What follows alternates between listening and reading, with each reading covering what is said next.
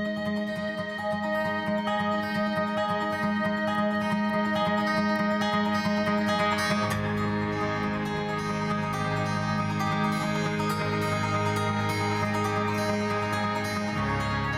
everyone, welcome to a brand new episode of the Behold podcast on the Genre Equality channel. I'm Hitzer, How am I, sir? and this week, yes, it's about that time of the year where we start rounding things up and making lists and seeing who's nice. And for this particular list, we're going to be focusing on television, the small screen that is, whether it's cable, whether it's broadcast, whether it's streaming. Although to be honest, most of it is streaming these days. Mm-hmm. We'll be picking out our select four, our four favorite new shows, meaning only season ones, new shows of 2021. Mm-hmm. We'll be discussing two, not one but two hilarious girl band sitcoms on Peacock. One is called Girls5Eva. One is called We Are Lady Parts.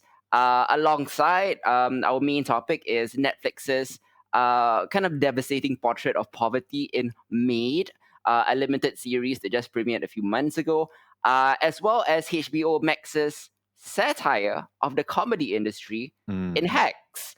Plus, you do want to tune in to the whole show, because right after we talk about these four shows, we'll be listing our top 10 shows overall, meaning, not just new shows, not just old shows, but everything combined.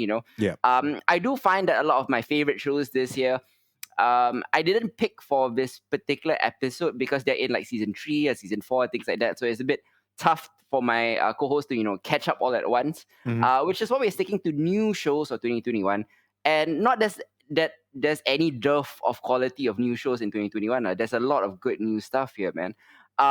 Isa, like besides this four, are there any new shows that really struck your fancy this year? Ooh, new shows that have struck my fancy this year. Yeah, season ones. Yeah. Season one, Hellbound for sure. I've just kind of caught up with that, so like it recency bias lah, definitely. Definitely, yeah. For that, yeah, and then a couple of others. I think everything. Let me look. Everything that's on my top 5 this year are all season ones. I think. Oh, okay. So you have your own list of new shows. That's awesome. Okay. Mhm. Because my particular top 5 lists are all in the second, third, or fourth season. So Yeah. it's a bit different for me. But I do have to shout out one entry that I was really considering to put on this particular list. Yeah. But I just couldn't, like I just couldn't notch. I couldn't nudge like We Are Lady Parts or Girls5Eva out of the way for this show, lah. But I love this show. Nevertheless, shout out to Hulu/Disney Plus's Only Murders in the Building. Oh. Yeah. One of my top 10 shows of the year. Martin Short, Selena Gomez, an interesting parody of true crime podcasts, Mhm. while still being a good true crime mystery. It functions on two levels, and both of them, the satire level and the straight up following the tropes level, both work brilliantly. It has to, I mean, in terms of like murder mysteries, it's probably my favorite of the year. Mhm. Have you seen Only Murders in the Building? I have not. I've seen it on a lot of lists though. Mhm. So I am curious to check out what the hype is about. Yeah. I figure like Only Murders in the Building is probably, besides, your Squid Games and stuff like that, one of the and Mayor of Easttown, like one of the breakout hits of the year. Yeah. So I figured I didn't need to give it any more shine. Like Only Murders in the Building is on one of the most successful streaming platforms in the world, Disney Plus/Hulu. So chances are you've probably seen it because it's pretty hype. But let's get into like our four shows that we're talking about this week. Of these four, what is your favorite? Oh, that's so hard to pick, dude. That's Mm-hmm. kind of insane. I think my favorite is We Are Lady Parts. You okay? Yeah, We Are Lady Parts. Just for like, I thoroughly enjoyed it. With kind of everything that's going on, it touches of some interesting and serious issues at the same time. But it's not like Maid is amazing, but it's heavy. It's a heavy watch. Mm-hmm. As well. I did enjoy Hacks and Girls5Eva, but I don't know, just the kind of like underground music thing kind of checked a lot of boxes for me. Mm. Oh, yeah, Lady Parts, yeah. Definitely. And one of those rare shows with like Muslim protagonists. Mhm. that just don't get enough representation these days, and this is a good show lah, for much like Rami and stuff like that. Yeah. My personal favorite is Girls5Eva. We'll get into that in a little bit, just because I particularly enjoy Tina Fey. I know this show is not show run by Tina Fey, but her brand of comedy is all over it. Like, the showrunner is actually a Tina Fey acolyte, a protege. Her Hmm. head writer for 30 Rock and Unbreakable Kimmy Schmidt, and has since taken over the mantle. And I just love that kind of like layered, quick fire. Almost cannot process the 78 jokes per minute. Kind of thing. So yeah, Yeah. I really enjoy Girls5Eva, because I rewatch it all the time and I always catch new jokes. But let's begin with the heaviest of them all, to get it out of the way. Hmm. Not that it wasn't good. This was a great show. Let's talk about Netflix's Maid. It was inspired by Stephanie Land's memoir of the same name. Hmm. Maid tells the story of Alex, played by the Leftovers' Margaret Qualley, who is a young woman living in Washington and raising her 2.5-year-old daughter. The audience meets Alex as she's embarking on a transition that, quite frankly, a lot of real people have had to make. Fleeing in the middle of the night, trying not to wake her boyfriend Sean, Hmm. in order to protect her daughter and herself from the emotionally abusive boyfriend. Alex and her child make it out, but that's only the beginning of the series, where creator Molly Smith Meltzer takes us. Meltzer uses Land's memoir as the catalyst to tell stories about women too often presented in the negative, stereotypical terms. I think Maid forces us to confront our own societal attitudes about everything from domestic violence to those who rely upon government assistance. Right away, Alex feels like she doesn't fall into the stereotypical parameters of a situation. She's a victim of emotional abuse.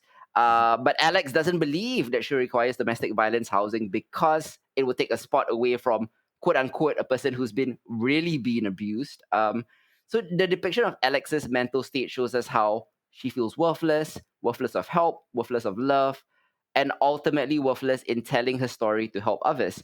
Alex isn't unintelligent, but she's surrounded by situations and people that chronically underestimate her because of social assumptions, and her own lack of self confidence.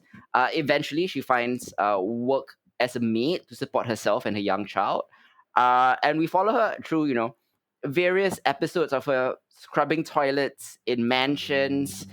We follow her through domestic violence shelters, family court, various untenable housing situations, even as her finances dwindle despite her hard work cleaning filth for rich patrons. Hmm. I think this is a haunting, yet at the same time inspiring human story that might make you rethink your assumptions about poverty. What did you think about the limited series Made? Oh man. Maid is no no joke a harrowing watch. Very real, right? Very Yeah, it is real. extremely real, and there Mm-hmm. are plenty of long stretches where you are tempted to despair. Mm-hmm. Because like Alex is just, man, talk about a rock and a hard place, and a cliffside, and you like just kind of hitched in on all sides by untenable situations, right? Gross injustices. Uh, it is so difficult to imagine like being in her shoes, right? Mm-hmm. And as we're brought along as an audience through her story, and there's just also, it's a lot. It really really is a lot. And none of it is overplayed or exaggerated, right? Like every single um issue or conflict or problem that she has to deal with is feels very immediate in the moment on the screen.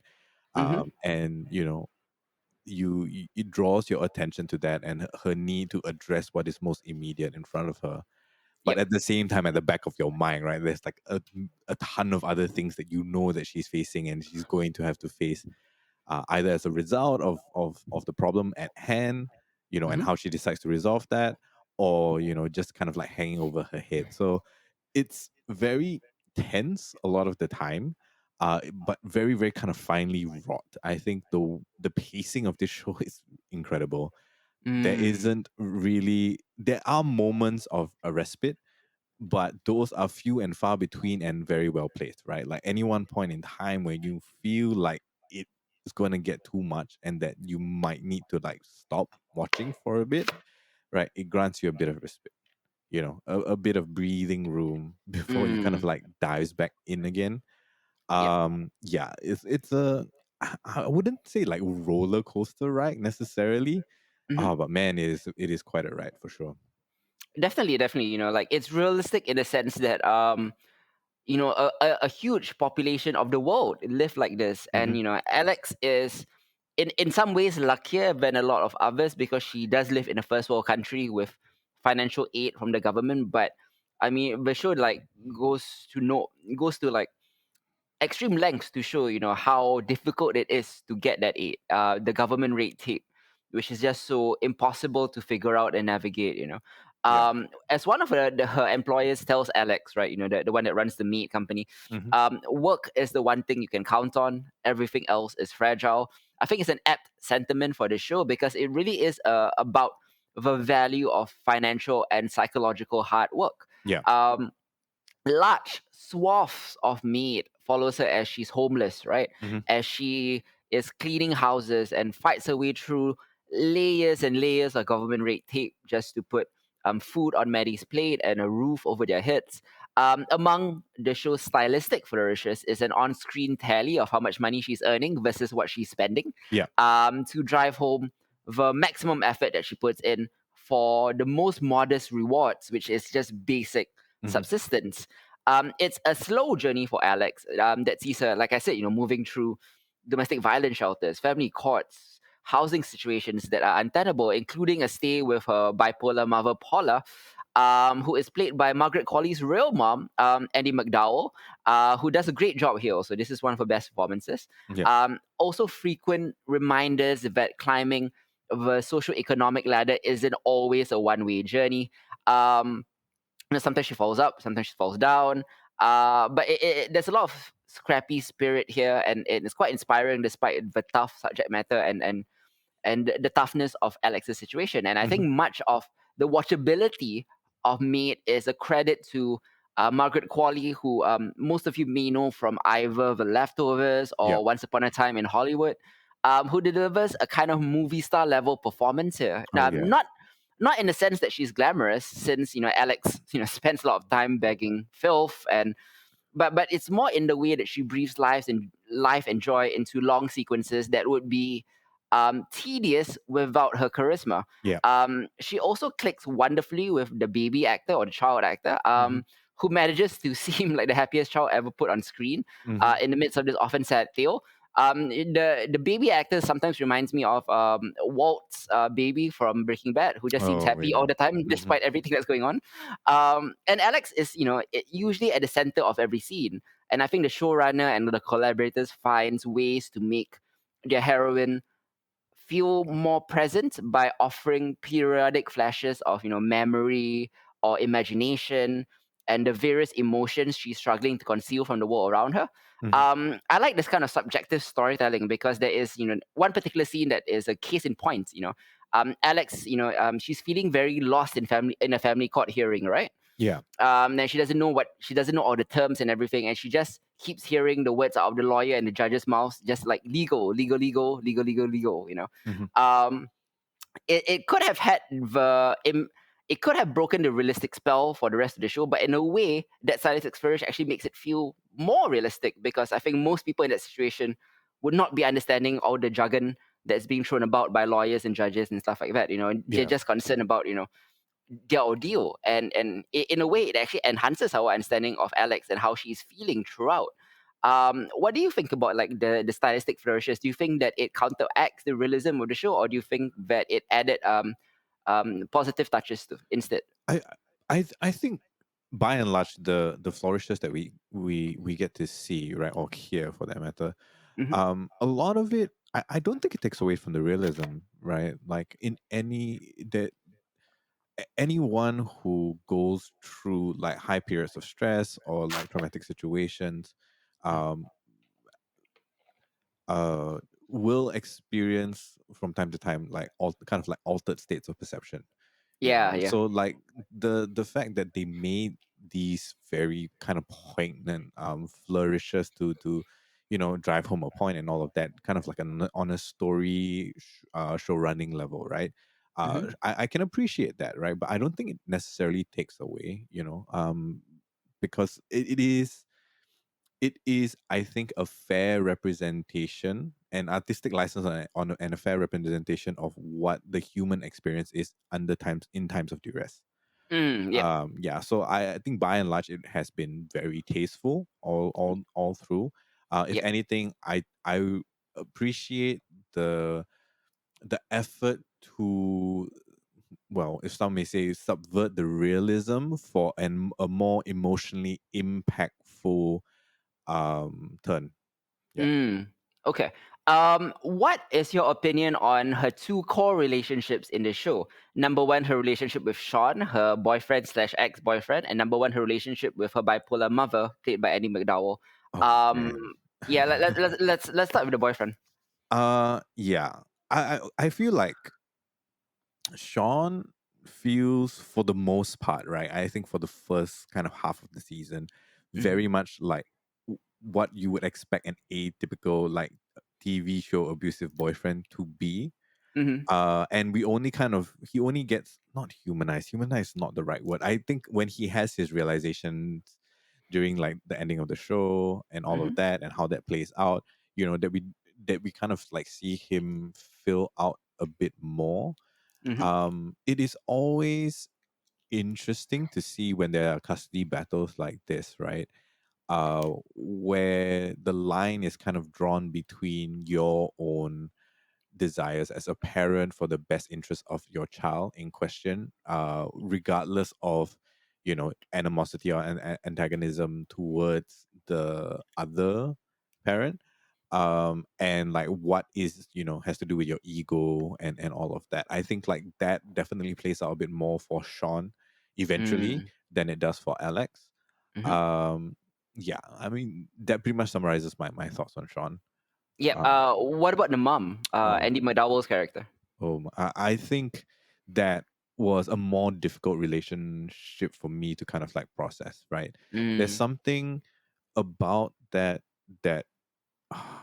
I don't know if it necessarily helps you understand maybe why Alex has a propensity towards toxic relationships, Mm-hmm. because you're constantly reminded of the fact like her mom has been like this for way way longer than she has been with Sean. Mm-hmm. um and it's this unrelenting kind of assault, right? On Alex's personhood, on her identity, Mm-hmm. on her validity as a human being, that Yep. comes from home, right? It comes from like the person who bore you.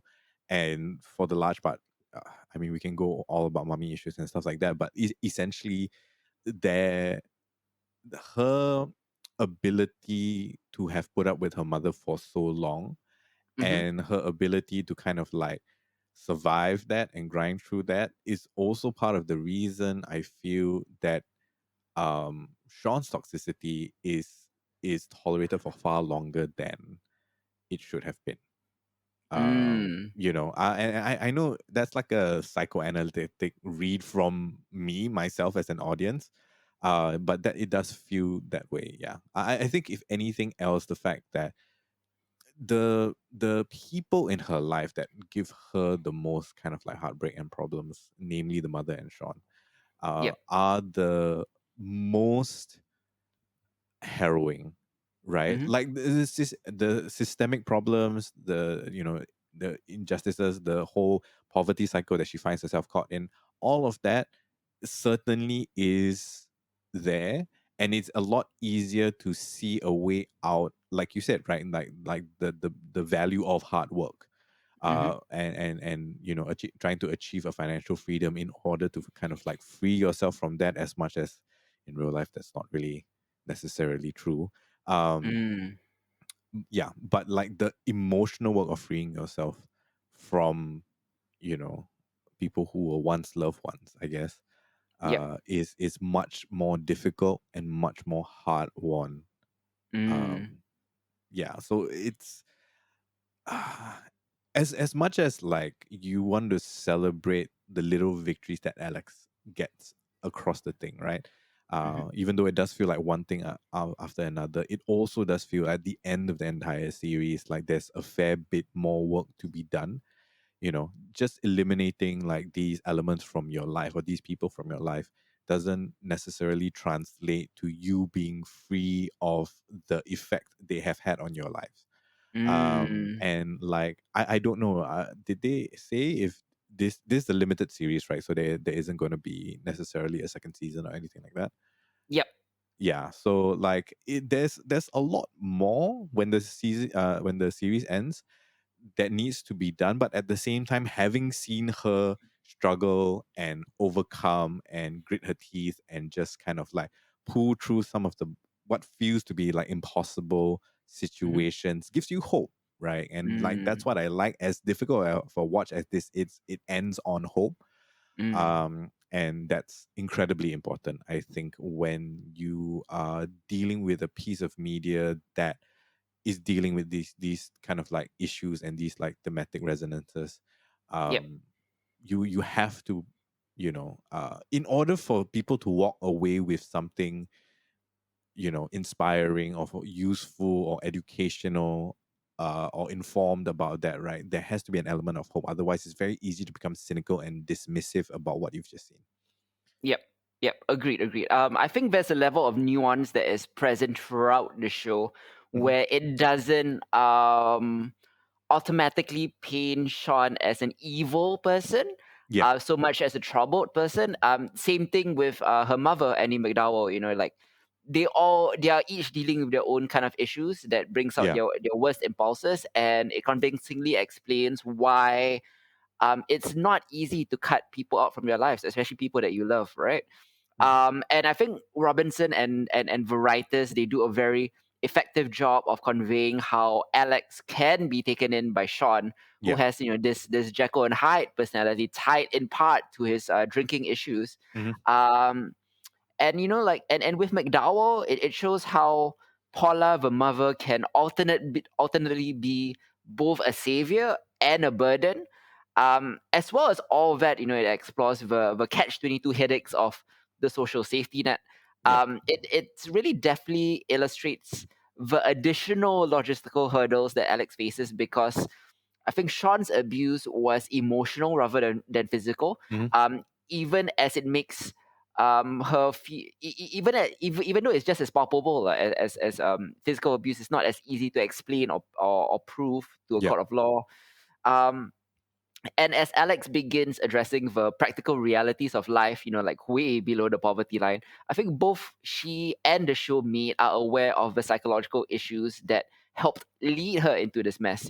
Hmm. I think later episodes become as much about Alex unpacking how she already got here Yeah. as they are about her, grinding away to provide for herself and Maddie. Hmm. Uh, I think the season also cleverly depicts many opportunities a more formulaic show might take to get Alex out of this mess, Yeah.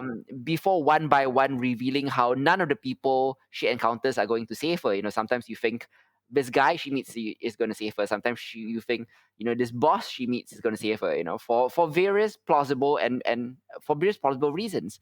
But I think the show makes it a point that Alex has to save herself. Yeah. And I think that's the key here. And that's the key there, lah. Like that she develops this fascinatingly tumultuous relationship with one of her clients as well, Regina, who is this wealthy attorney who is her first house cleaning client, Hmm. and in the process of adopting a child. I think a lesser show would resolve all the major problems by having Alex, who is great with Maddie and other kids, become Regina's nanny, right? Yeah. And when Alex proposes it here, Regina looks at her like, the fuck you talking about, girl? But at the same time, also I really like the developing and burgeoning relationship that Alex has with Regina as well. Hmm. That's the show's like third important relationship for Alex. Oh yeah, for sure. Uh, yeah, any final thoughts on Maid before we move on to some lighter stuff? I just want to shout out Amy Carrero, who plays Hmm. Danielle, the woman that Alex meets in the DV domestic shelter. violence, yeah, the DV shelter. Like Yeah. the two moments between the two actors, like not a lot of screen time, but like kind of it was pretty magic, I have to say. Mm-hmm. Yeah, for those of you that don't know, Amy Carrero is also the voice of Adora and Shira. Mm. Yep. Yeah, Yep. yeah, Yeah. yeah. She. That's one of those moments that kind of really stood out for me. Like we do have a big kind of like host of supporting characters, so to say, Mm-hmm. outside of that. But like their kind of like small exchanges while they're at the TV shelter really were very, very heartwarming. Yep. Just the ability to kind of like commiserate and communicate with each other as women who find themselves in a similar position. That Mm. was one of the kind of like moments of respite, right? That I Mm. felt was sorely needed after episode one, Mm-hmm. which was like pretty much nonstop. Yeah. Yeah. Definitely. And with that particular character, her friend in the DV shelter, it's nice to see because she's the one who helps Alex at first. Yep. She seems confident, self-possessed, aware of the cycles of abuse. She's the one that's giving Alex advice, and only minor spoiler that only to see her end up back with her boyfriend Yeah. is both heartbreaking and at the same time realistic. And Alex has this reaction like that would never happen to me. And of course, at that point, like Alex is probably gonna do that in the future also. Yeah. Yeah. Yeah. I mean, at the end of the day, this is a show about Alex who's working very, very hard to escape the place where we find her in and where it Hmm. begins. Hmm. And the show is committed to work as Alex is, and Mead is careful in how it details each step of Alex's attempt to Yep. escape poverty, so that the little things that would be forgettable elsewhere, like a small job going well, a friend opening her door without judgment, things like that, they land with extra force here. I think final thoughts. Have tissues handy because as much as Oh the happy man. parts, there are sad parts. This is a great one. Your final thoughts on Mead? Yeah. Yeah. I don't think maybe this is gonna be one of those that I'm gonna file under like I'm probably never gonna watch this again. Mm-hmm. But I do think it's a good watch, and I do think it's an important watch. Just to see how difficult it can be, right? Like for those of us who are privileged enough to not find ourselves in a situation like that. Mm-hmm. It's an important watch, and it's well made, it's well shot, it's beautiful, the acting is solid. Like I appreciate the nuance, I appreciate like some of the bolder moves they've made in terms of like artistic license. Mm-hmm. um yeah, I really did enjoy it definitely cracks my top 10 for the year for sure. Definitely. Let's move on to HBO Max's Hacks. Hacks, also one of the best new shows of 2021. This is an excellent dramedy that navigates the dark mentorship that forms between Deborah Vance, who is a legendary Las Vegas comedian, and an entitled 25-year-old millennial comedy writer. This is a plunge into the stand-up comedy scene that explores a world full of assholes and bullies and martyrs.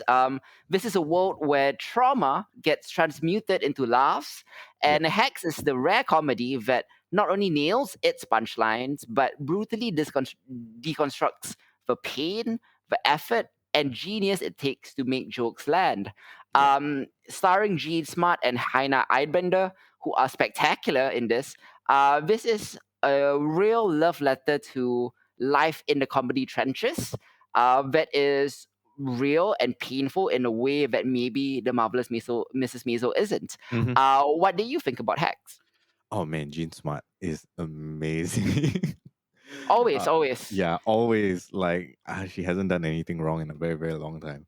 I uh find it very difficult to call it the Jean Smarts Renaissance because like she has never disappeared in yeah, 30 right, years, like I Yeah. don't think she's done anything even close to like mediocre in a really, really long time. So as far as I Yeah. can remember anyway, yeah, Gene Smart completely steals the show. I do think that Hannah, I'm Einbinder, Einbinder? yeah, Yeah. Einbinder does a fantastic job just kind of like balancing that out on screen, because Hmm. Smart has such an amazing screen presence, right? Like it's so easy for her to kind of like dominate every scene that she's in.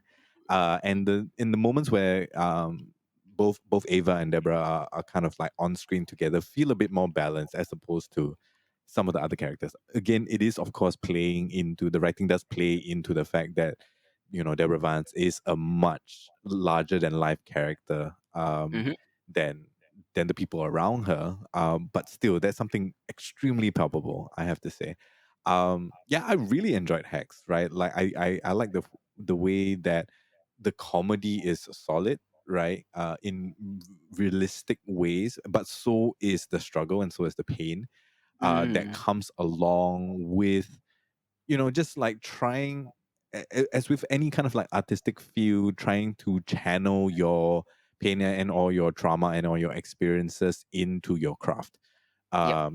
And like tack on top of that this whole like industry and all the nonsense that goes on in there, and like it really sets up for a very complex um Mm-hmm. complex environment where we find two people find, I don't know if friendship is necessarily the right word. It's Camaraderie. yeah, camaraderie, and Yeah. sometimes like even close to kinship, right? Yeah. A lot of the time like it feels like Deborah treats Ava better, more like a daughter than she does her own daughter. Yeah. And that negotiation between the two of them is hard fought and hard won. Mm. Where they finally come to, well, kind of finally come to a place of understanding each other a little better. And every time that happens, that relationship is again kind of put through the ringer, and that feeds into, the comedy routine and so on and so forth.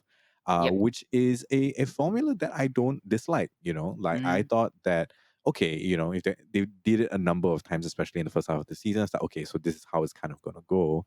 Mm-hmm. But I think they played it to great effect, for sure. Yep. Yep. Yes, some of the situations are just like really like incredible, unbelievable stuff though.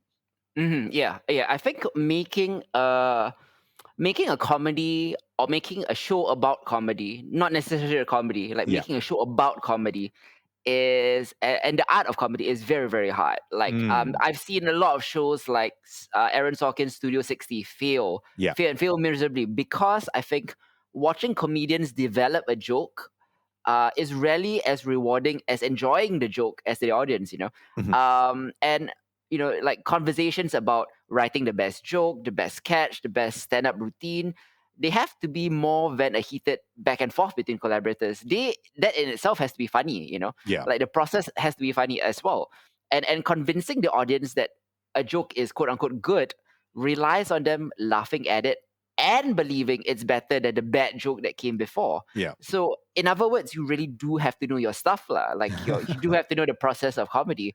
And on top of all of that, Hex is also about a generational divide. Yeah. Its co-leads come from completely different schools of comedy, largely defined by what their respective eras find funny. You Mhm. know, um, I think recent TV comedies have been quick to treat millennials like punching bags, not just by talking down to them, but by offering, no chance to fight back, which makes for a bit of one-sided commentary. Yeah. But Hex doesn't do that.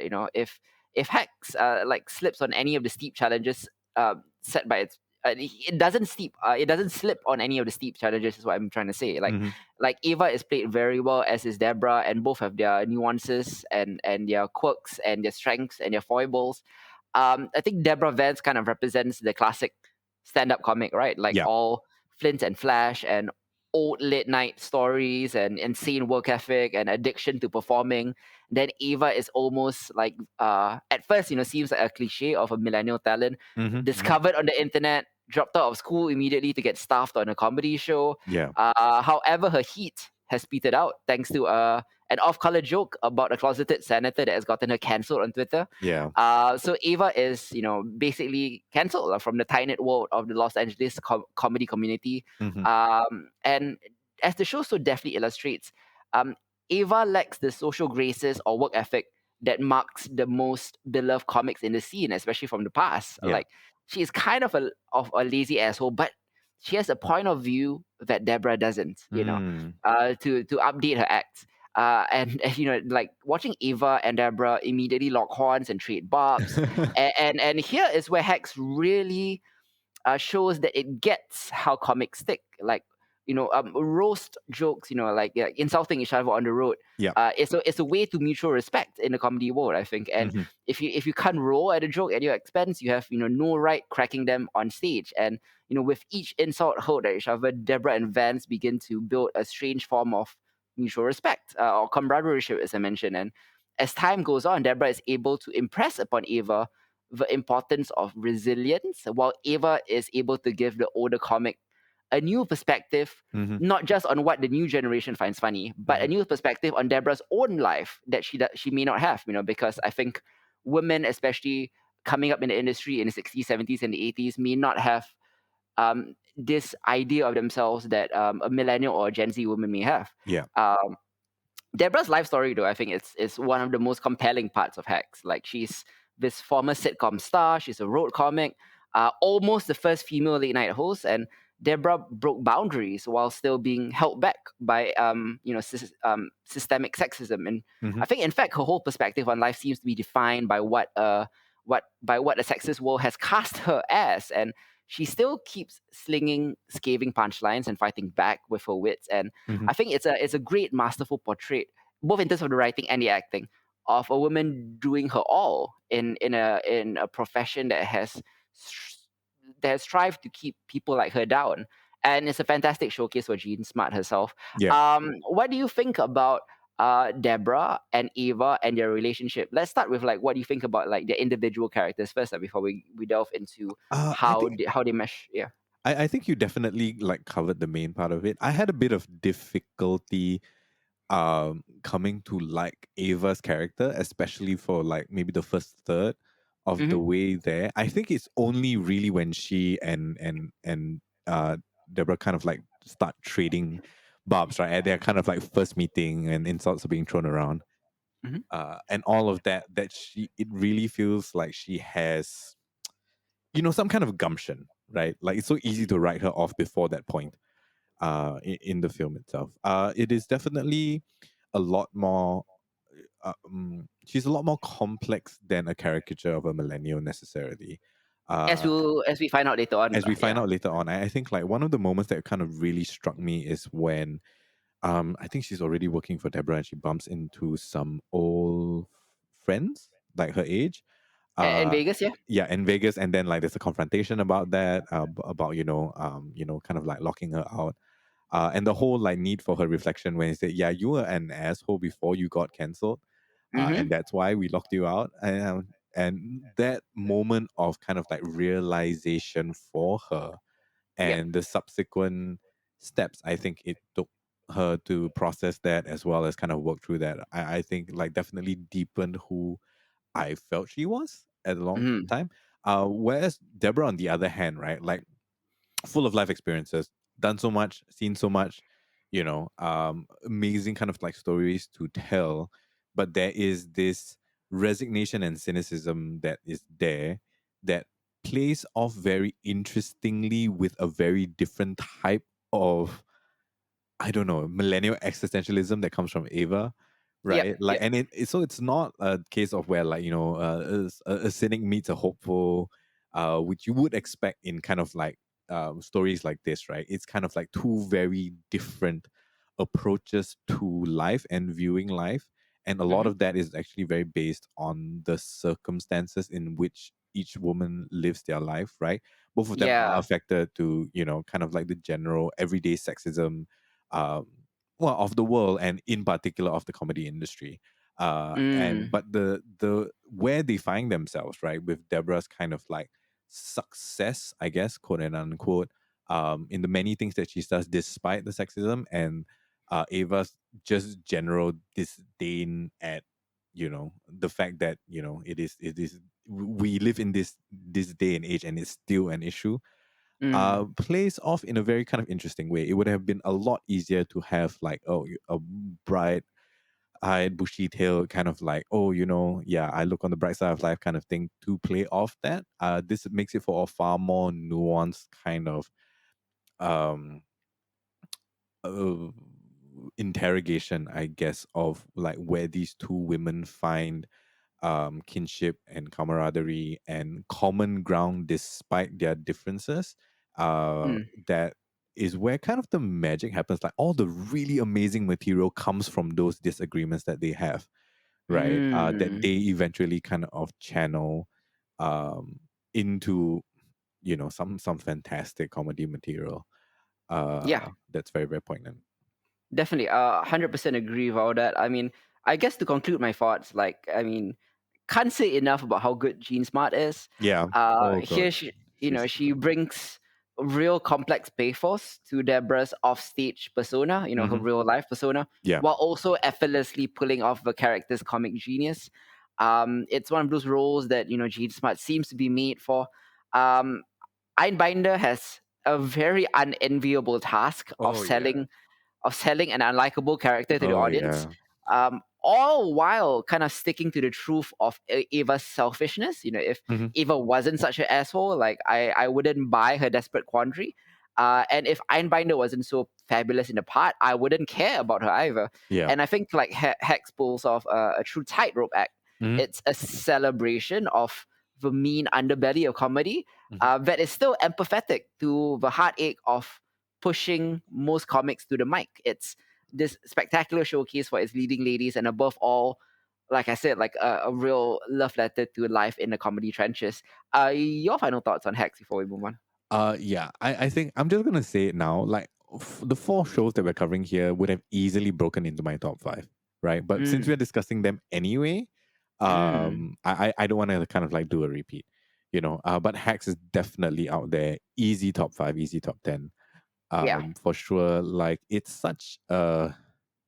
it's a compelling watch. mhm.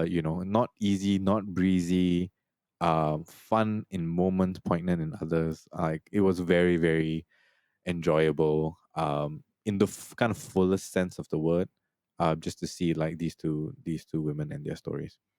Definitely, man. Also shout out to Geek, I forgot the actor's name, Deke from Agents of Shield, who has like who has a great one episode arc here. Yeah. And actually one of my favorite episodes of Hex. So shout out to Deke. I'm glad you're still finding work post Agents of Shield. Oh yeah. Uh, Next up, let's move on to Girls5Eva. Yeah. Oh boy.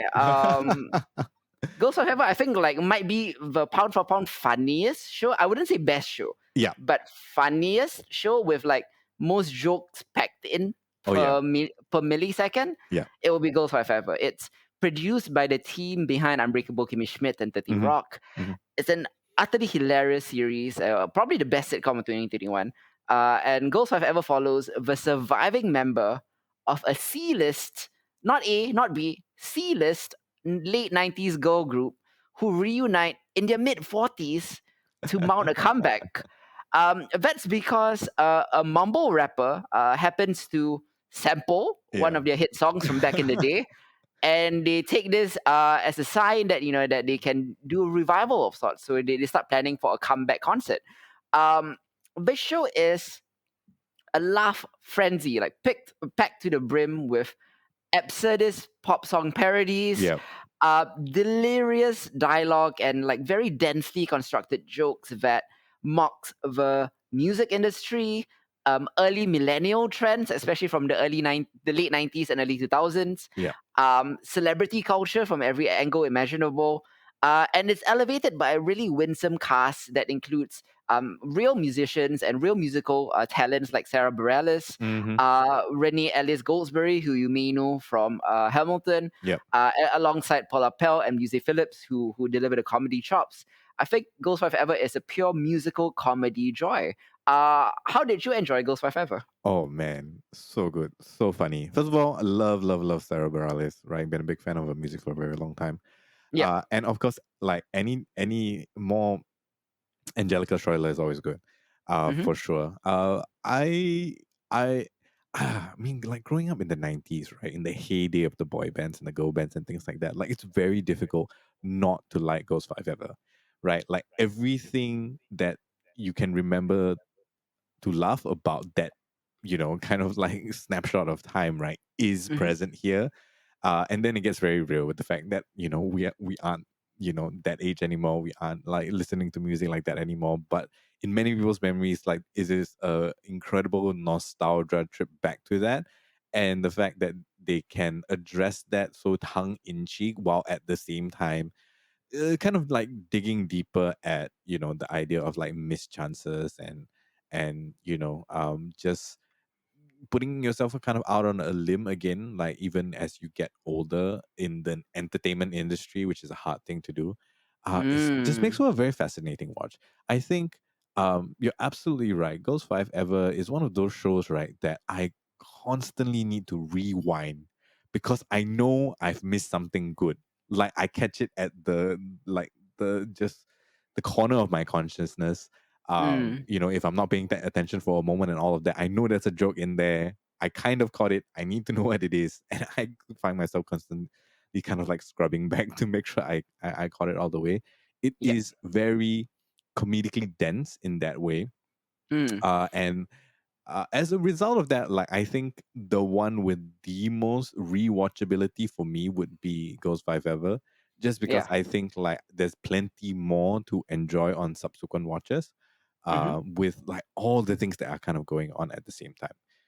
But even if you aren't necessarily used to this kind of comedy with shows like 30 Rock and uh Kimmy Schmidt. but yeah, Kimmy Schmidt and all of that, right? Like just on a very surface level, don't want to think about stuff, just sit down and kind of like laugh out loud. Like Ghost Five Ever works perfectly for that.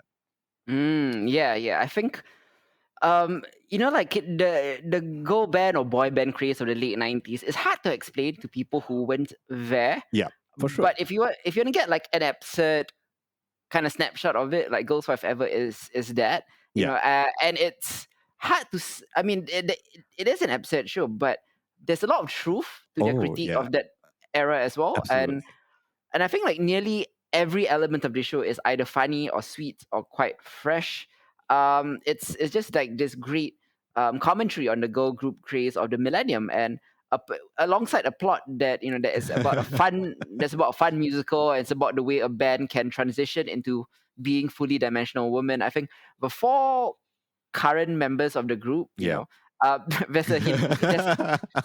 There's an explanation for why the band's name isn't Currents, Yeah. but I'm not going to spoil it for you. Hmm. They're all going through different struggles, but they immediately, see this chance to reunite as a way to fix everything.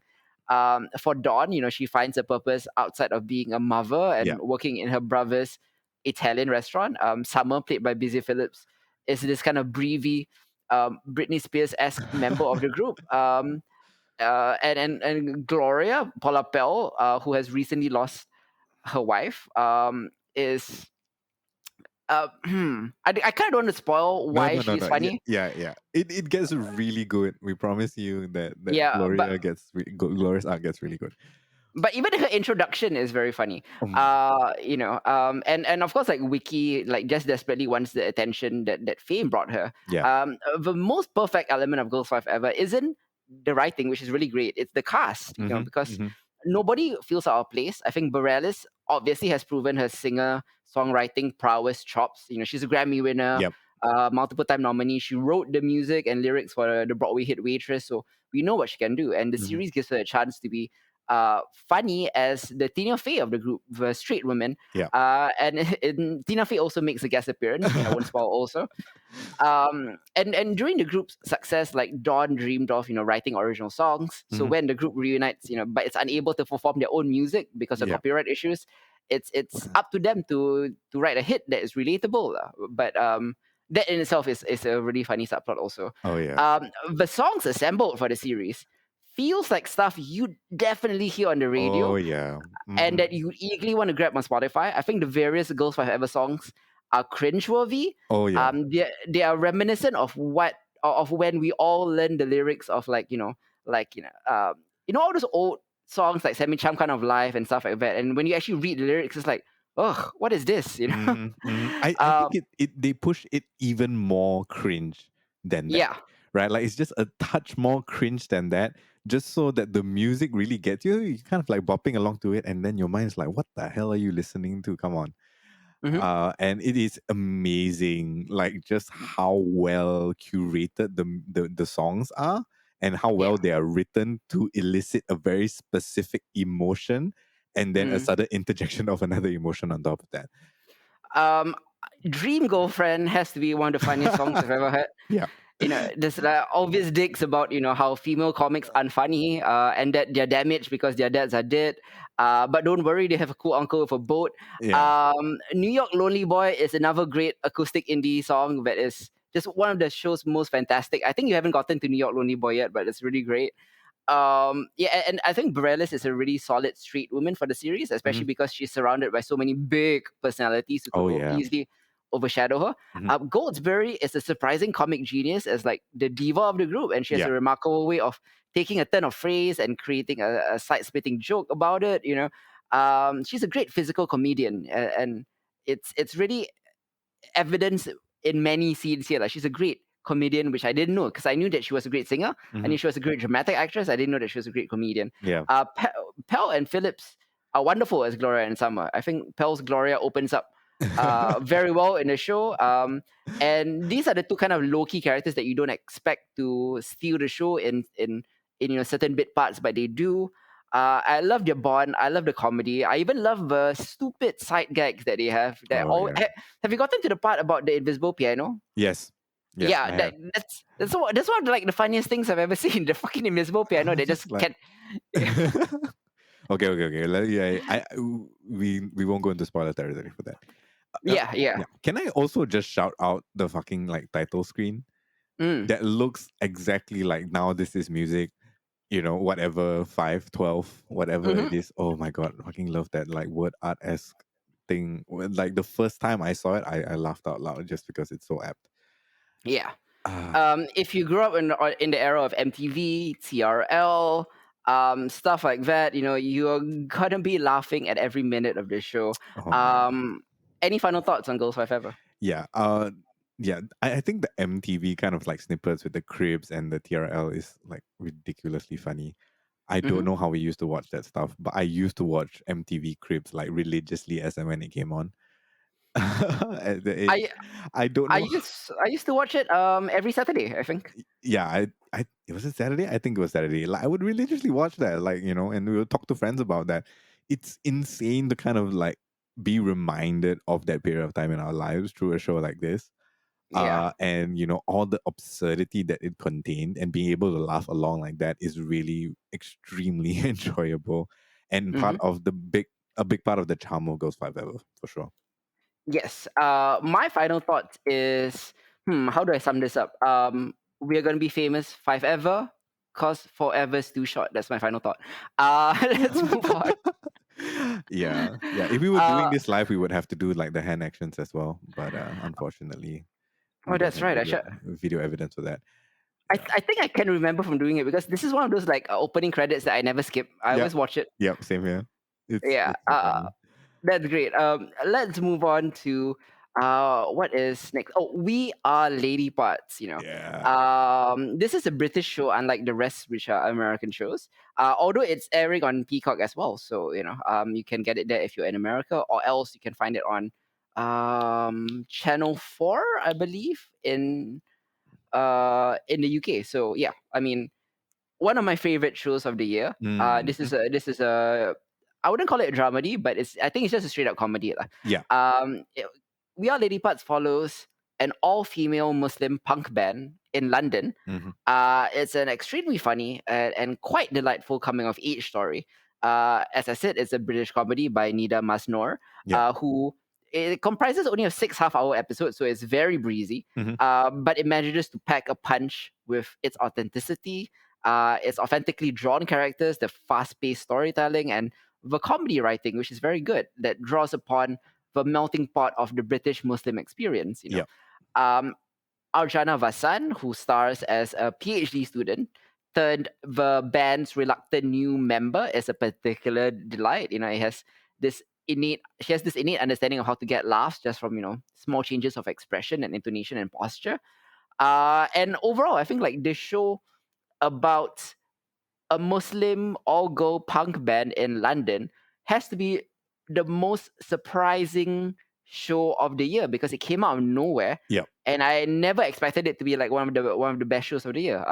What about you? What do you think about We Are Lady Parts? This extremely funny showcase for a Oh man. I Muslim mean, punk it's band. Yeah. such a incredibly like it's so short and so concise, Yep. and it's such a fun watch. Like the songs are hilariously funny. Okay, Hmm. I went to look for what's his name, Bashir with the good beard, Yeah. just because it's an amazingly funny song. And just like it's a very kind of feel good. I'm not necessarily coming of age story, right? Like, but coming into like greater adulthood, Mm. a sense of identity within, and the ideas of like subculture and the diverse kind of cultures within like the larger pop culture and all of that. Like, it's super interesting kind of look into that, and I may be familiar with some of like playing in garages and stuff like that, right, and having a band that no one is necessarily going to listen to and all of that. Like, We Are Lady Parts, it's a very specific look at a very specific group of people and their cultures, all in kind of like a very small melting pot. Hmm. But that makes it universally funny, the situations that they find themselves in. Yeah. And like it's really, really good. I think the pacing is pretty phenomenal. Like, there isn't any kind of like gap or any kind of downtime just because like the runtime is so short. There's no time for them to kind of do that. And it's the music is funny. I think the characters are funny, and you get fairly invested, I think, after like the first two episodes as to like what exactly is like kind of gonna go on. A lot of it is laugh out loud. But it does have its more quiet, tender moments where there's a realization, or they're helping each other out, just kind of work through some of the troubles they're having in their life.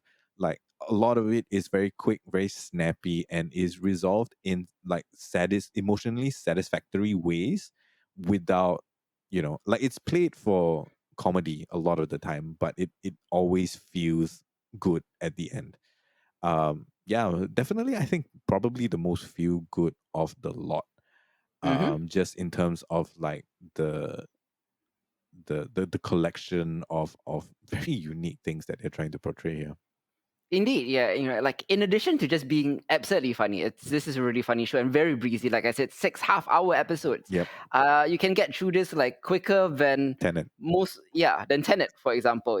But in addition to being funny and breezy, like it's also like the show about Muslim women trying to be heard, specifically in a genre that hasn't traditionally had room for them, Hmm. and it's not regularly featured on the playlist of their friends or family. Like this, what they're doing, punk music, is not what anyone expects of them. Yeah. Especially our main character, like the shy Amina, right? Yeah. She initially vomits from stage fright whenever she tries performing in public. And her goals before meeting the band are to get her microbiology PhD and Hmm. settle down with her husband very quickly, like she believes every good Muslim girl should do. So every space she enters feels like she's our proxy into the world, right? And Yeah. like every space that she enters feels hostile, whether it's Syra like confidently marching in, or Amina being dragged along while looking confused and frightened how she got there. And it happens a lot. um, the show's creator and director Nida Manzoor is like acutely aware of both the clashes within and without the band. Hmm. Lady Parts are a real melting pot of the British Muslim experience. Hmm. Like Syra wearing her short sleeve to show off her tattoos, or and working in a halal butcher shop. Momtaz, keeping her face largely covered, Yeah. in a burqa while selling sexy lingerie for her day job. Oh, yeah. Um, Amina is the most traditional of them all. Like she's a good student, she's a good Muslim. But the most interesting part about Amina's story that I personally loved is that they flipped the Muslim parents trope on its head. In this case, it's Amina who's the one who is like very like good Muslim girl, and her parents are the ones who are asking her to be like a bit more open minded, a bit more Yeah. liberal, a bit to enjoy herself. You don't have to get married so quickly. That's interesting. Like it's a real nice flip on the Muslim parent dynamic. Yeah. Like the first kind of like arranged wedding meeting thing, the Hmm. matchmaking session. So Yeah, funny. Good God. Like, that is, I would, if I were her, I would have crawled under the couch to hide. That's how embarrassing it was. Yeah, but very, very good. I do enjoy the inversion for sure. yeah, yeah. Yeah, it's very delightful. I think it's very authentic, and I think the showrunner Manzoor has said that this is somewhat autobiographical Mhm. because the showrunner herself was in a Muslim all-girl punk band in her teens, and she actually wrote all of the brash, energetic songs with her siblings. So that's cool. Like, and it also, like, it brings that sincere amount of realism to the show, which avoids portraying its women in stereotypical or familiar ways that usually cater to a primarily white audience lah. Mhm. I think that's not only thanks to accurate casting and representation, but also thanks to the representation behind the camera as well. It's written, performed, it's for us by us, like, as we'll say, like for Muslims, there are. Yeah. I think that there are too few examples of Muslim women creators getting the mainstream space to develop such a singular vision such as this. Mhm. And I would love to see more of this, like much in the way that like I enjoyed Rami. What about you? Like any like more overall thoughts about We Are Lady Parts before we move on to our best of the year? Oh man, I want to see more. As much as it's a breezy watch, like I felt like it was a tad too short, for me, Mm. right? Like the 6 episodes, like you blink and before you know it, it's kind of done. You've enjoyed yourself tremendously, and then you're just like, I, what happens next? Like, I want to like see where these women end up. I want to see what other kind of like ridiculous songs they kind of write.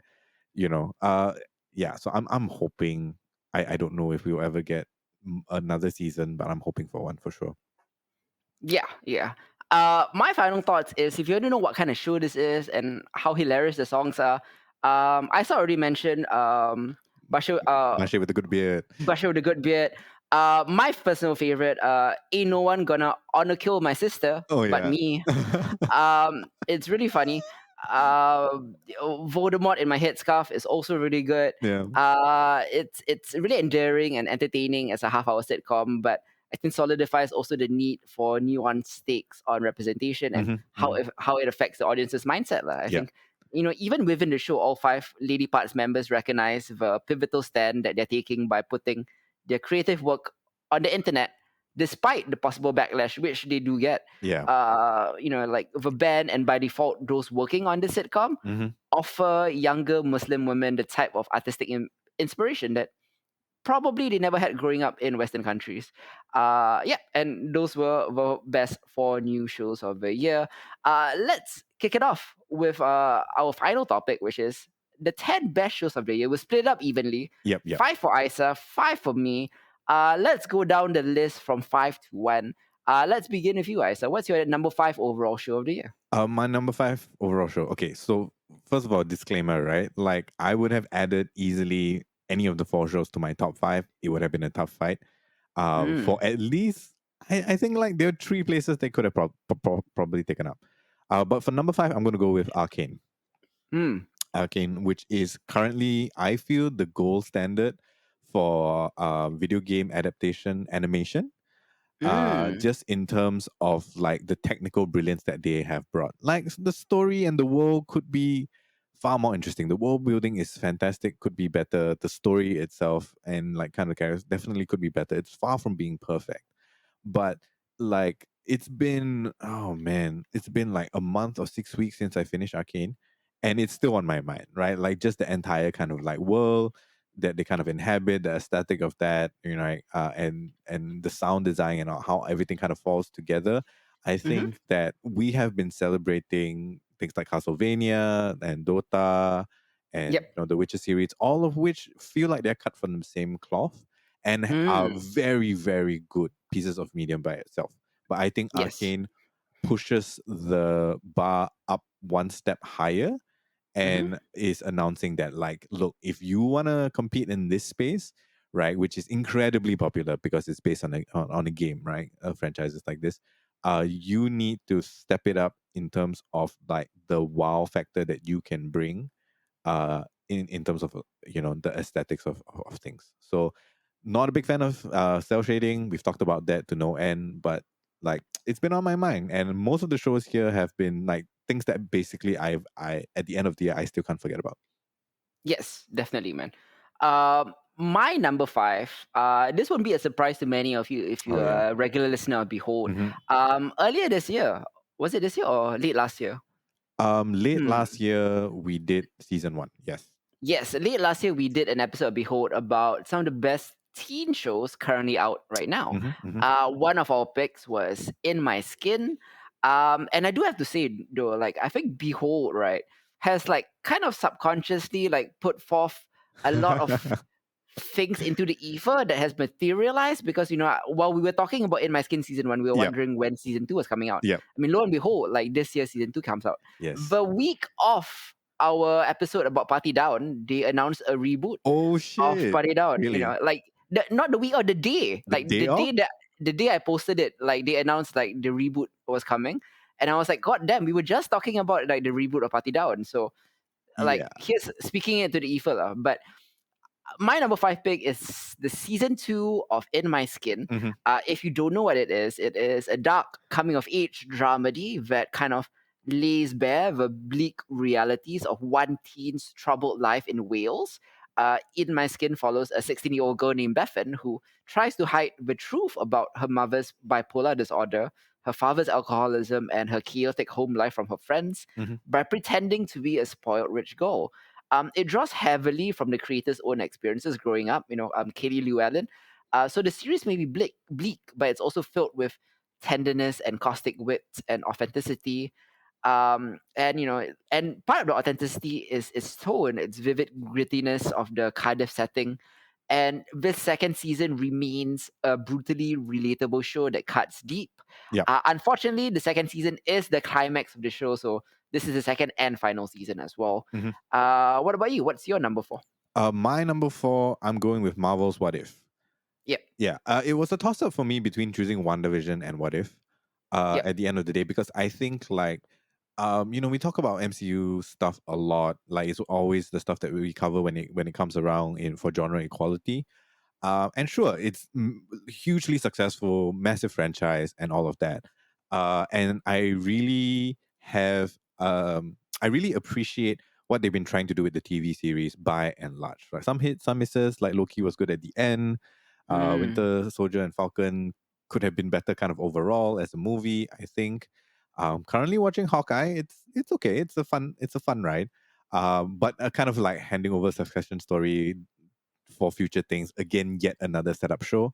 And Mm-hmm. WandaVision was like the first kind of like risk taking that Marvel TV was taking. I think the culmination of that in What If is that it is the first piece of the franchise that has really dared to shake things up. Um, Definitely, it is very convenient for it to be coming out at this time, given that Multiverse of Madness is coming out, No Way Home is Mm. coming out, and we are going in that particular direction. But at the same time, like it is unusual for the MCU that we know to have like anti-heroes like our Dark Doctor Strange, for example, right? And kind of like looking into that whole thing. At the end of the day, many superhero movies, you're not going to get the opportunity where the bad guys win. But we Yep. get a lot of that in What If, and that is refreshing to say the least. A lot of people who are hardcore comic book fans would not be surprised by the stories that are contained within. Um, Many of them are adaptations of other What If stories that have already existed in comic book canon. But Mm-hmm. I appreciate the fact that they have opened it up so that these can exist alongside whatever is going to come in Multiverse of Madness. Uh, Mm. I don't think it was necessarily a risk per se, but certainly the most risky thing I feel that Marvel has done. Mm. Because it's very easy for people to kind of write it off and like it's not important, doesn't affect the main storyline. It's one of those things that I don't have to watch, right? If I'm just following the movies themselves. But at the same time, having this letting people believe that it's sort of this episodic one shot thing for each episode, tying that all together at the end, spoiler alert. um yeah, I just think that it's the most refreshing thing that Marvel has done this year, for sure. Mm. Mhm. Yep. My number 4 is another show that we've covered in Behold before. Yes. It is season 2 of Dave. If you don't know what Dave is a fantastic dramedy depicting a loosely fictionalized version of the life of the rapper Lil Dicky. Hmm. You know, while the series kind of began as a vehicle for admittedly really funny toilet humor, its first season grew to become this smart and sensitive meta deconstruction of the narcissism and delusions of an awkward Jewish man child who thinks he's the greatest rapper alive. Yeah. Now in season 2, even better. The best season of Dave so far. Dave picks up with Little Dicky's hip hop career on the ascent, but his newfound success has only worsened his neuroses Mm-hmm. and his anxieties and his selfishness. And it continues to alienate his loved ones in untenable ways. And we explore that in some very painful yet admittedly funny episodes this season. What is your number 3? My number 3 is my horror pick for this year TV show wise, and it Mm. is Midnight Mass. Yep. Which is my Mike Flanagan pick for the year. Yep. Basically, loved Midnight Mass. Terrifying, hair raising, Mm. fascinating story, good twist, great visuals, solid soundtrack. Like very little to kind of complain about. Like Flanagan consistently like does good work. It's very hard to pick on the stuff that he does, right? And again, all round kind of like a solid portfolio that he has right now. I will say that I was very tempted to swap out Midnight Mass for Hellbound. Mm. But They are very similar shows. they are very similar shows. I do think like Hellbound is a bit more not terrifying necessarily, but the whole idea that hell is other people, that's Hellbound, right? Mm. That encapsulates it the best. But I chose not to just because like there is definitely recency bias. I think this is what Hellbound is one of the shows that I watched most recently, and I Mm. didn't want to fall to that necessarily. So Hellbound goes in my honorable mentions for horror for this year, TV shows wise, and Midnight Mass is my horror pick of the year. All right. Okay. My number 3 is season 2 of For All Mankind, which I Mm, have also briefly reviewed on Genre Equality. yeah. This came out way back in January, Yep. so no accusations of recency bias here. Uh-huh, uh-huh. For a show to stick in, your top 5 Yeah. for from January It's quite to something. December, Hmm. it's quite something. Oh yeah. Like in a way, this is almost a de facto number 1 because none of the other shows can say the same thing. Who knows where what I would think of number 1 and 2 like 4 months or 5 months from now, Yeah. let alone 12 months from now. But Yeah. this has stuck the landing for me. 12 months, it's been in my top 5. If you don't know what For All Mankind is, it is a sci-fi show from Ronald D. Moore. It is a meticulously crafted art history that imagines what Hmm. would happen if it was the Soviets who landed the first man on the moon. The first season of For All Mankind was kind of wildly ambitious, but also very uneven. Thankfully, this second season is such a stellar improvement. It takes full advantage of its what if scenarios. To draw it back to you, Yeah. the U.S. social politics have drastically drifted alongside the complex and compelling workplace drama at NASA. The characters now feel more specific and three-dimensional, which in turn makes the show's interpersonal dynamics vastly more interesting this season. Hmm. And to top it all off, the final 4 or 5 episodes, like if I were to make a list of the 5 best episodes of 2021, I think all 5 would be the last 5 episodes of For All Mankind season 2. That is how Damn. good the last 5 episodes are. It's insane. That's Yeah, insane. Yes. Yes. I have not uh, gotten to it yet. It is on my to watch list after we clear all the definitely. things that I need to watch. It's on Apple TV Plus, by the way, if you guys want to go watch it. Mhm. What is your number 2? Right, I'm at number 2 now, right? Yes, we are at number 2 Yeah, now. yeah. Spoiler alert. My top 2 picks are both anime. Mm, Number 2 is To Your Eternity, yeah. which recently concluded its 20th episode. So the full season is out. Man, what a journey, right? Like I was hyping and shouting about this when it came out. And first like 3 episodes in, I'm like, dude, this is amazing. People who enjoy kind of like your slower paced, deeply human storytelling, right? For fans of Musishi and stuff of that, like To Your Eternity, the 20 episodes have not disappointed. It's a bit of a scenic route, I have to say, all around. But yeah, like that's 20 episodes worth of time well invested, in my opinion. It continues to deliver episode after episode, continues to surprise and delight and sadden. It has kind of like everything that you would look for in a anime of its kind. And yeah, like I'm so glad we got like 20 episodes because I think it definitely needed that. No announcement yet as to whether there'll be a season two, but yeah, one of my top picks for sure. And this is something that has kind of like lasted. Well, that's because it only ended recently, but it's lasted since Feb and March. Yes. My number two is season two of not season two, sorry, season three. Oh my gosh. My number two is season three of Succession. Um, when we last left the Roy family in season two, Yeah. if you do watch the show, the prodigal son Kendall dropped a bombshell by publicly outing their cruel patriarch Logan of being complicit in their company's pattern of heinous corporate sexual and human rights crimes. So the father-son confrontation sparks an all-out business civil war Yep. in Succession's brilliant third season.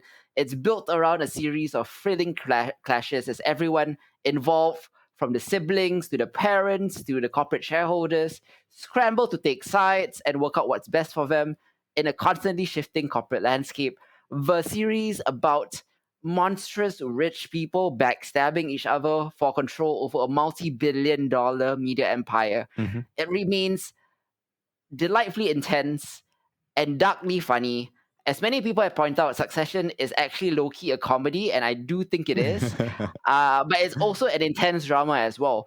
So yeah, Succession season two was actually my number one up until a few days ago. I had to do a last minute Oh, change because of my number one. yeah. Uh, what was your number one? My number one, undisputedly, this year is Odd Taxi. Yeah, yeah. Yeah, for sure. I know we've gone on and on about this. I think like we speak about it every opportunity that it kind of comes up. Hmm. But yeah, Odd Taxi to me at this point in time, at the end of the year, a good like 9-10 months since it aired and since I've watched it, in my mind stands out as an instant anime classic, right? And I Yep. don't think I say that often, if not ever, said that on air. So yeah, like it has so many good things about it. I don't want to continue to kind of hit the nail on the hammer you guys with it again and again, but Out Hmm. Taxi still undisputed number one for the year. And also because like I watch more anime than anything else really, so my top five picks definitely skew more in that direction than Hit Sis does. Definitely. My number one, also another show that we've covered in Peacock before. Yes. The second half of season two of Pen 15. So not technically a season three, but Yeah. the second half of season two, which was sadly cut in half because of the COVID-19 pandemic last year. So they stopped filming at episode 7, and this is episodes 8 to 14. Hmm. If you don't know what Pen 15 is, it's created by and starring Maya Erskine and Anna Conkle, who Yeah. are 31-year-old actresses who play 13-year-old versions of themselves amidst a cast of actual 13-year-olds. Yeah. Pen 15 is the most uncomfortably hilarious tween comedy on TV, Hmm. but it's also the sincerest, funniest, and most painfully insightful. This second half of season two of this brilliantly awkward series about female friendship and the turmoil of puberty in the early 2000s is packed with more cringe moments and emotional honesty. It's such a marvelous depiction of joy and the indignities and the horrors of middle school. It remains a hormone-laden roller coaster. But towards the end of this, which is the final season of Pen 15, so this is the end of Pen 15. Much like In My Skin, this is the end of it. Yeah. Um, the final few episodes feel like a punch to the throat, where it sacrifices a bit of the comedy for the drama, which I don't mind because it's the climax of these two girls growing up out of adolescence. Yeah. That makes it my number one of the year. I had to scramble both both my articles for Popwire and for this to reflect that this was my actual number one, and it came out very late. Yeah. You can watch this on Hulu if you're in America. Pen 15, one of the best shows, in my opinion, of the year, and the best show of the year. Any like honorable mentions that you have? Oh yeah. I'm definitely gonna put Lennox Hill up there. Which we reviewed not too long ago. Technically a 2020 show, though. Oh, it's the 2020 show? Okay. Yep. Yes, that was last year. What else? Yeah. What We Do in the Shadow season 3 Yeah. Yeah. is definitely in my honorable mentions as well. Hellbound, I already mentioned that. Mm-hmm. Yeah, I think not that many this year shows There are a couple, Okay. like I'm still fairly far behind with like a lot of the stuff that you've picked for your top five. Like I'm not Mm-hmm. even at that season yet. Mm-hmm. So definitely, I don't know. I mean, I want to say like holiday season. I'll have some time for that. But we'll see. We'll see. Yeah, definitely. My honorable mentions, Mythic Quest season two, Oh yeah. was very good. How to with John Wilson season two. Loki, my number six. It could have cracked the top five almost. Hmm. But only because I've only seen two episodes of the new season. I'm not sure, but Yeah. the two episodes are already just as great as season one. So it could climb even higher. But by season finale, it could.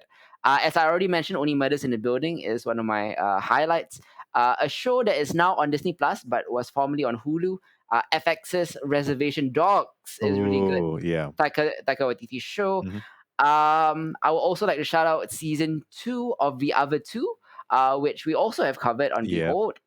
And finally, the one that came closest to cracking the top five, Feel Good season two Oh was yeah. excellent as well. Yeah. Yeah. That was good. Yeah, I'm gonna put that in my under my top 10 as well, probably.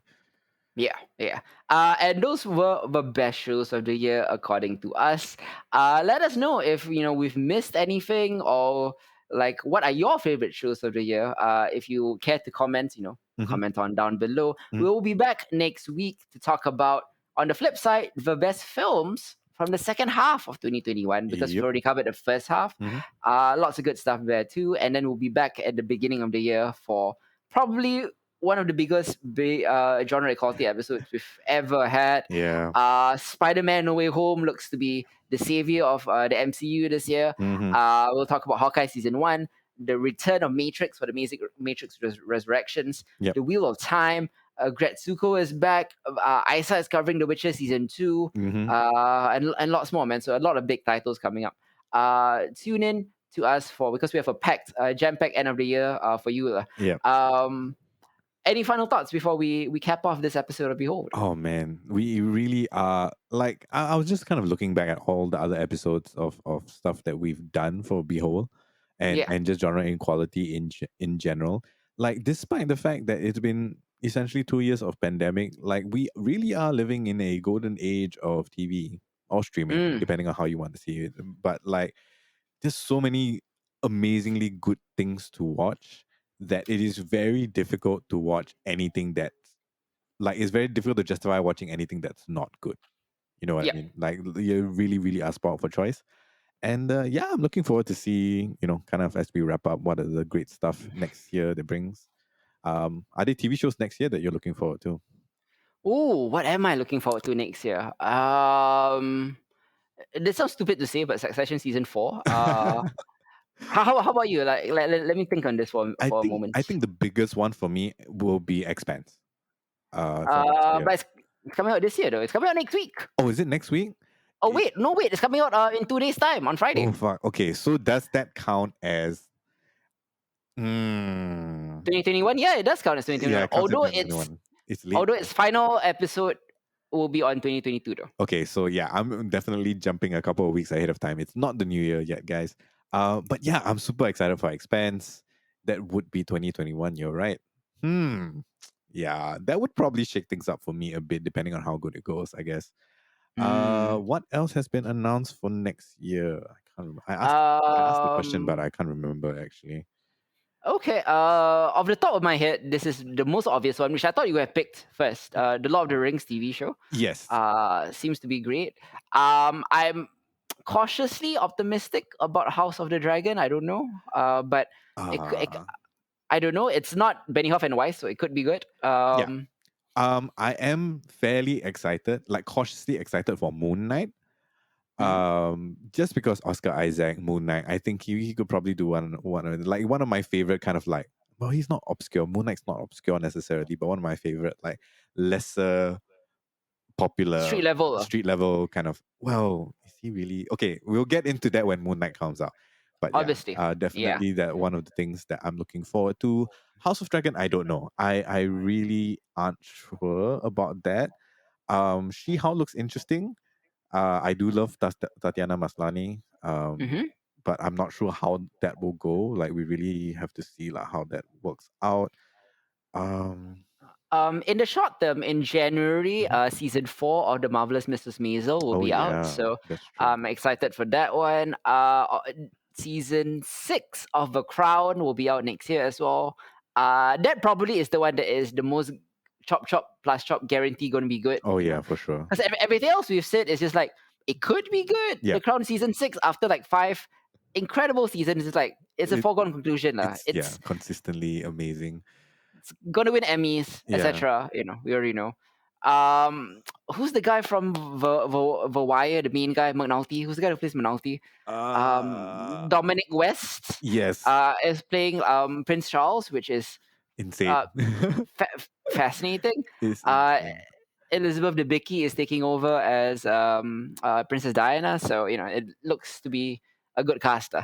Yeah. Are we Oh, getting another Mandalorian season next year? We yeah, are, we right? are. We are, yeah. And they are folding in the pilot's TV show into Mandalorian. Don't know. I haven't kept up with it. Not Apparently, yeah, not sure at all. like the Kim's Convenience actor is The pilot, yeah. yeah the pilot thing. Apparently, they're gonna fold it into Mandalorian as part of the story arc there. Mm. From what I saw. On February, there's something that I'm kind of looking forward to. It's a show on Hulu. It stars I forgot who it stars, but it's about Pam and Tommy, Pamela Anderson and Tommy Lee Oh yes, from Molly Crew. It's a biopic about them and their honeymoon sex tape that was stolen. yeah. Yeah, I'm kind of like looking forward to that It's because the actors look amazing. Sebastian Stan looks and like yeah, Lily perfect James. as Tommy Lee, Yeah, and Lily James as Pamela Anderson. Yep. yeah, it's kind of crazy when I saw the promo photos for that. How in Hmm. the world? I mean, Sebastian Stan, a man of many talents. Yeah. Yeah, he's not just Winter Soldier anymore. Mm-hmm. Craig Gillespie is the guy who I really, really like. He has done Last and the Real Girl, which is a good movie. Yep. He has done I, Tonya. So I have like faith that this is going to be good as well. And it's not going to be one of those trashy biopics. You know what I mean? Yeah, yeah. I Yeah. mean, like such a sensationalist. No, the couple has been sensationalized and Mm, kind of like all of their career, right? So like it'll be mm. interesting if they can bring something new to the table as far as that Because goes. with the Tonya Harding story, he managed to humanize a sensationalized villain lah, who's been Yeah. painted out, as this evil woman in the ice skating controversy and all of that. Mm, So if he's able to do that with Tonya, I think he might be able to add some nuance to the Pam and Tommy story as well. nice. Yeah. So yeah, I'm actually kind of really looking forward to that. I'm excited, and yep. That's our anticipated shows for 2022. Mm-hmm. Till next time though, this has been Hitzer. I'm Isa. Goodbye, guys. Ciao.